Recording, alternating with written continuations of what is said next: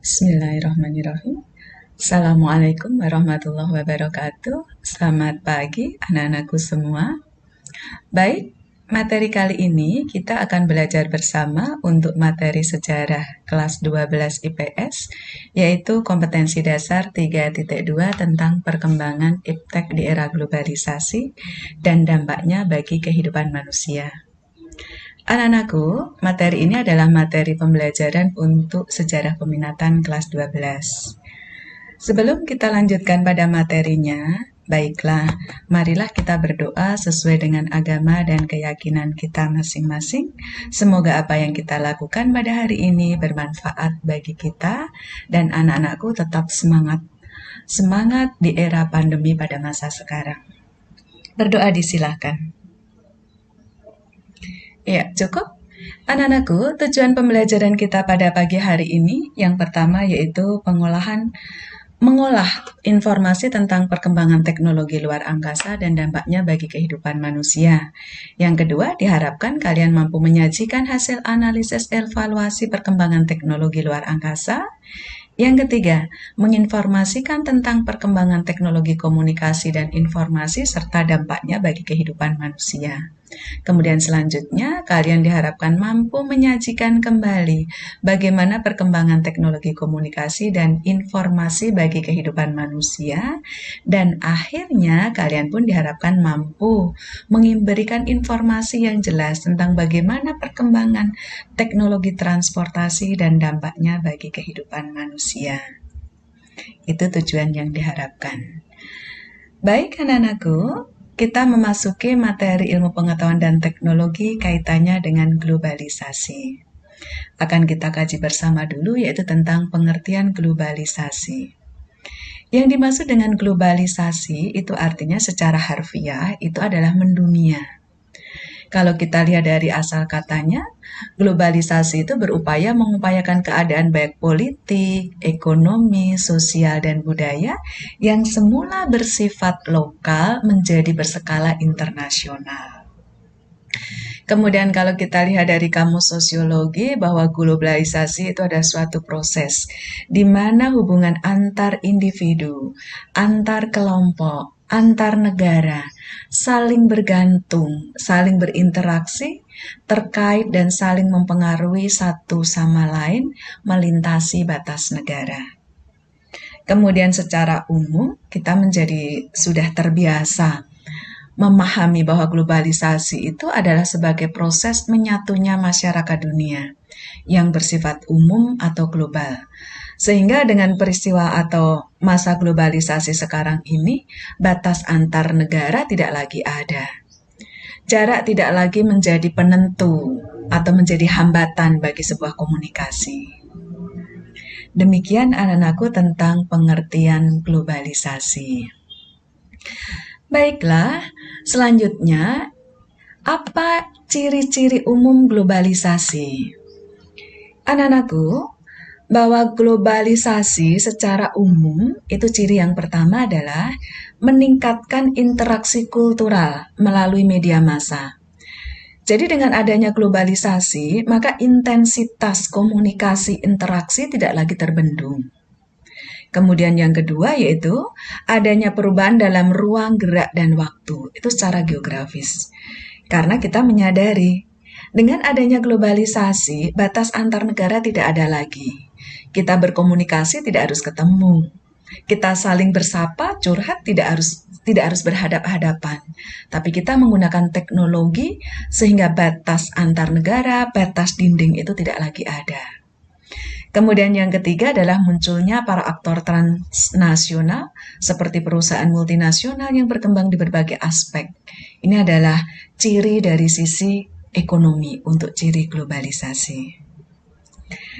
Baik anak-anakku, kita lanjutkan yang berikutnya. Lalu bagaimana ciri globalisasi dalam aspek budaya? Pada slide gambar kalian bisa melihat. Hal yang paling menonjol dengan adanya globalisasi dalam perspektif budaya itu adalah kita bisa melihat adanya kemudahan penyebaran informasi melalui internet, televisi, maupun media sosial. Sehingga perubahan budaya yang terjadi di sana secara kilat kita bisa mengetahuinya. Tidak membutuhkan banyak waktu untuk mengetahui perkembangan budaya di negara lain. Tidak perlu banyak waktu untuk bisa tahu informasi yang terjadi di negara lain. Sehingga secara tidak langsung dalam aspek budaya, hal ini akan berdampak pada kemudahan penyebaran unsur budaya dari negara lain. Budaya Barat, budaya Korea, drakor, yang lagi gemar dengan drakor, secara mudah bisa kita serap atau bisa kita lihat. Baik itu dalam bentuk melalui film, lagu, maupun gaya hidup. Itu adalah ciri globalisasi dalam perspektif budaya. Sehingga anak-anakku, negara atau daerah tertentu tidak lagi menonjolkan ciri khasnya. Mungkin yang paling mudah adalah dalam aspek budaya, mungkin cara berpakaian atau cara berbudaya berperilaku. Pada masa sekarang tidak bisa lagi kita melihat orang Jawa seperti zaman kuno, yang berkebaya, kemudian berbahasa Jawa, dan seterusnya. Tetapi karena era globalisasi, maka budaya barat, budaya kota bisa dengan mudah kita serap. Sehingga sekarang daerah tertentu tidak lagi bisa menunjukkan ciri khas budaya mereka. Karena dalam kesehariannya, tampilan seseorang tidak lagi mencerminkan asalnya. Bahkan nama seseorang. Bu Guru masih ingat ketika saya masih kecil yang namanya orang Jawa itu namanya harus Paino, Paijo, kan begitu.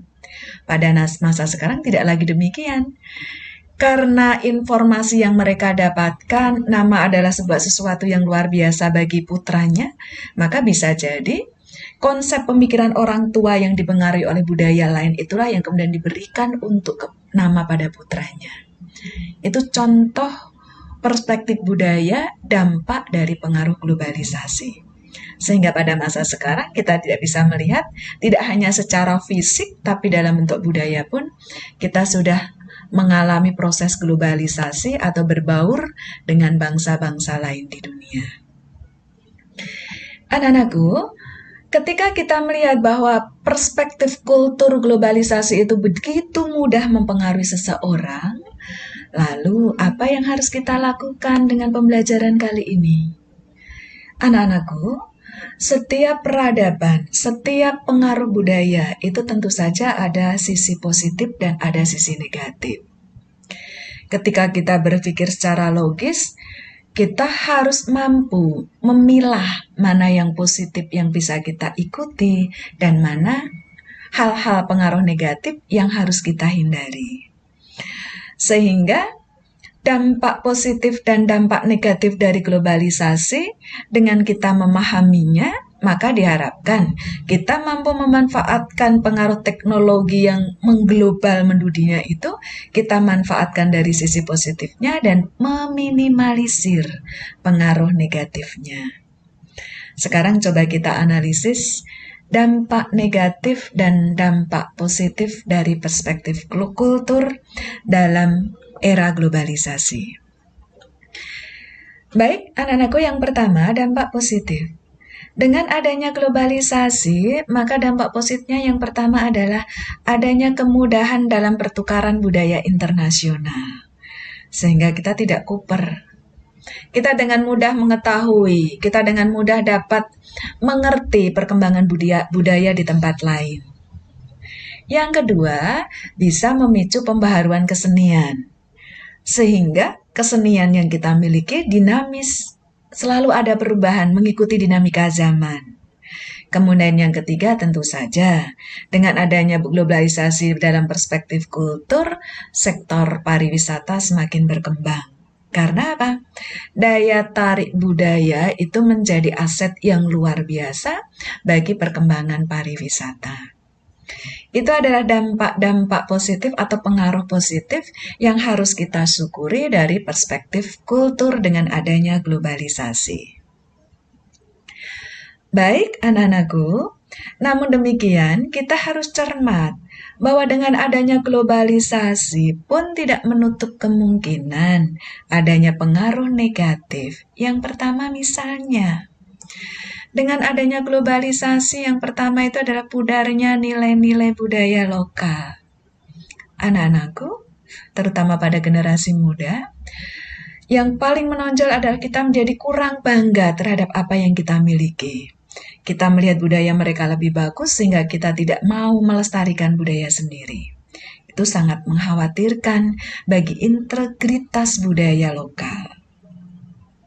Kemudian yang kedua, ketika kita tidak lagi cinta pada budaya lokal, kita lebih bangga pada budaya asing, maka dampak yang paling buruk adalah akan hilangnya kesenian tradisional. Generasi sekarang tidak tertarik untuk melestarikan budaya sendiri, tidak menutup kemungkinan lambat laun budaya itu akan tergerus arus. Budaya itu akan tergerus arus dan akhirnya lenyap dari permukaan budaya kita sendiri. Anak-anakku, kemudian dampak buruk dari efek budaya barat yang masuk yang tentu saja kita sudah merasakannya pada masa sekarang adalah munculnya sikap individualistis. Kepekaan sosial menjadi hilang. Yang kita kedepankan hanya kepentingan diri. Sehingga ini termasuk pengaruh negatif. Karena apa? Budaya nenek moyang bangsa kita yang luar biasa itu adalah gotong royong, kerjasama, saling menghargai. Keberagaman itu adalah sebuah kekayaan yang harus disyukuri. Ini adalah dampak negatif dari perkembangan teknologi, dari globalisasi, dari perspektif kultur. Baik anak-anakku, yang berikutnya yaitu ciri-ciri globalisasi dalam perspektif geografi. Anak-anakku, fenomena semakin luasnya wilayah pengaruh suatu peristiwa dan aktivitas. Fenomena semakin intensifnya proses yang berlangsung di suatu wilayah, itu adalah globalisasi dalam perspektif geografi. Jadi, dengan globalisasi geografi, maka apa yang terjadi di suatu tempat akan mendunia. Apa yang terjadi di suatu tempat akan langsung bisa diketahui oleh bangsa lain. Sehingga dunia seolah-olah menjadi begitu sempit. Batas tidak ada lagi, jarak tidak ada lagi. Sehingga itulah yang disebut dengan pengaruh globalisasi dalam perspektif geografi. Baik, yang berikutnya adalah ciri-ciri globalisasi dalam perspektif ekonomi. Jadi kita tadi sudah membahas globalisasi dalam perspektif geografi, kemudian sekarang kita lanjutkan ciri globalisasi dalam perspektif ekonomi. Anak-anakku, dalam perspektif ekonomi, globalisasi ditandai oleh perkembangan perusahaan multinasional di negara berkembang. Perusahaan multinasional yaitu suatu perusahaan yang berpusat di suatu negara tertentu sebagai negara induk, namun memiliki aktivitas produksi atau pemasaran di cabang negara lain. Negara lain menjadi konsumen, menjadi cabang dari perusahaan tersebut. Dan ini jika kita tidak cermati, itu akan menggerus perusahaan atau akan menggeser perusahaan lokal. Ini adalah efek atau dampak negatif globalisasi dari perusahaan multinasional jika suatu negara, terutama negara berkembang, tidak bisa mengikuti dinamika kemajuan dari perusahaan multinasional tersebut. Perusahaan multinasional yang berpusat di suatu negara induk, namun aktivitasnya di negara cabang, itu akan menggeser kepentingan-kepentingan perusahaan negara cabang. Jika warga dari atau pelaku produksi dari negara tersebut tidak mengambil keuntungan, tidak mengambil manfaat dari proses yang ada dari perusahaan multinasional tersebut. Yang bisa kita lihat dalam contoh perusahaan multinasional di Indonesia pada masa sekarang, yang marak itu antara lain ada Toyota, itu kalau mobil ya. Kemudian ada Asus, itu kalau teknologi komputer. Kemudian ada Adidas, Nokia, Samsung, itu untuk HP, teknologi komputer atau handphone yang kalian miliki. Jadi itu bersifat multinasional. Meskipun pusat induk perusahaannya tidak di Indonesia, tapi berkembang pesat di Indonesia. Dan itu sudah menguasai pangsa pasar di Indonesia. Baiklah anak-anakku, ketika Ibu tadi sudah bercerita tentang bagaimana perusahaan multinasional, lalu apa dampaknya? Sehingga kita harus mencermati dan harus waspada tentang perkembangan perusahaan multinasional. Yang pertama, pasar cenderung monopoli dan oligopoli sehingga dapat mematikan ekonomi kerakyatan. Yang kedua, perusahaan multinasional sangat berpengaruh dalam pengambilan kebijakan politik sehingga membuat masyarakat resah. Kemudian yang ketiga adalah menimbulkan kerusakan lingkungan alam akibat aktivitas industri jika perusahaan yang bersangkutan tidak memperhatikan kenyamanan atau menjaga lingkungan. Kemudian yang keempat, tentu saja perkembangan perusahaan yang tidak terkendali dapat mengakibatkan perubahan iklim dan kehilangan kekayaan hayati. Karena semuanya menjadi bangunan pabrik. Itu tentang globalisasi. Anak-anakku, yang berikutnya adalah perkembangan teknologi, ilmu pengetahuan dan teknologi. Apa tuh itu perkembangan ilmu pengetahuan dan teknologi? Ilmu adalah segala usaha sadar untuk menyelidiki, menemukan, dan meningkatkan pemahaman manusia. Pengetahuan adalah informasi yang didasari atau disadari oleh manusia. Lalu teknologi itu apa? Teknologi adalah metode ilmiah yang mencapai tujuan praktis ilmu terapan, dapat pula diterjemahkan sebagai keseluruhan sarana untuk menyediakan barang-barang bagi kelangsungan hidup dan kenyamanan manusia. Artinya, ilmu pengetahuan dan teknologi ditujukan untuk menyediakan dan menyiapkan kenyamanan manusia. Sehingga dengan perkembangan teknologi seharusnya menyebabkan kehidupan manusia semakin nyaman, semakin murah, semakin mudah, semakin cepat, bukan sebaliknya menimbulkan kegelisahan. Demikian anak-anakku tentang perkembangan ilmu pengetahuan dan teknologi yang pada akhirnya kita harus bisa melihat, menganalisis apa pengaruh positif dan apa sisi negatif yang kita harus hindarkan. Pengaruh positif dari ilmu pengetahuan dan teknologi tentu saja yang pertama bisa memberikan kemudahan. Belajar mudah diakses pada masa pandemi sekarang dengan adanya kemajuan teknologi. Anak-anak belajar masa sekarang tidak harus datang ke sekolah. Harus digunakan teknologi, kita harus mengikuti perkembangan zaman. Kemudian yang kedua, memperluas informasi. Tentu saja informasi yang berguna dan positif bagi diri kita yang harus kita pelajari. Dan yang ketiga tentu saja bisa menambah wawasan dan pengetahuan. Itulah keuntungan atau salah satu atau beberapa sisi positif teknologi. Sehingga anak-anakku sekali lagi, dengan kemajuan teknologi dan globalisasi hendaknya kita mampu memanfaatkan dengan baik. Kita berjuang keras untuk mendapatkan pengetahuan yang positif, mengikuti dinamika zaman, menyetarakan pemahaman kita dengan bangsa lain, dengan orang lain. Tentu saja dengan tetap prihatin terhadap dampak-dampak negatif. Apa tuh dampak negatifnya? Anak-anakku, yang pertama, mudahnya kejahatan. Modus kejahatan dengan menggunakan teknologi sekarang sangat marak. Yang kedua adalah hilangnya budaya tradisional. Yang ketiga tentu saja akan merusakkan ekosistem bumi jika kita tidak mengendalikan perkembangan ilmu pengetahuan dan teknologi. Baik anak-anakku, demikianlah untuk materi KD 3.2 tentang ilmu pengetahuan dan teknologi. Harapan Bu Guru, kalian harus mengikuti perkembangan ilmu pengetahuan dan teknologi untuk hal-hal yang positif dan meminimalisir pengaruh negatif. Mudah-mudahan kalian paham dan bisa memanfaatkan teknologi dengan baik dan tetap semangat belajar di era pandemi. Sekian dan terima kasih. Wassalamualaikum warahmatullahi wabarakatuh. Selamat belajar.